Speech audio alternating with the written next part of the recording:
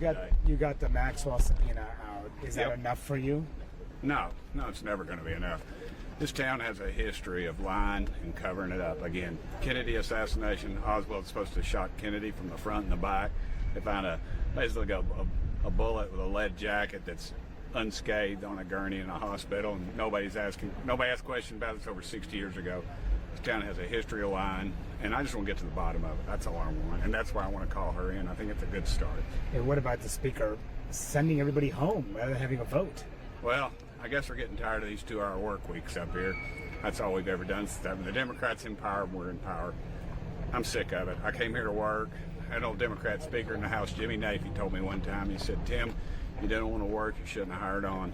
And we got to work, man. We got all those Doge cuts and everything else. I'm sick of it. And I know it's part of the system. We go home every August. We did it under Pelosi, and it's just followed and just back and forth. So I'm ready to, let's stay here and do some work. You sound pretty frustrated with the speaker here. I'm frustrated with everybody, brother. It ain't just the speaker. It's just the system. And we got to work. We're going to lose our dadgum country. We're $36 trillion in debt. We got all this stuff going on, and we're headed home. Yeah, I'd love to go home. I'm grateful to see my wife and daughter, but dadgummit, let's get to work.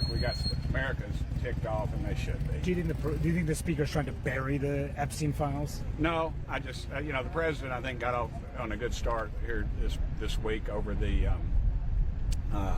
grand jury.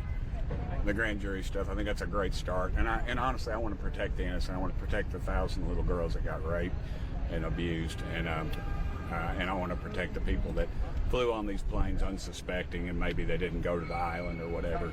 And I think you got to have some way to filter that out. But other than that, send them all to hell. I'm over it.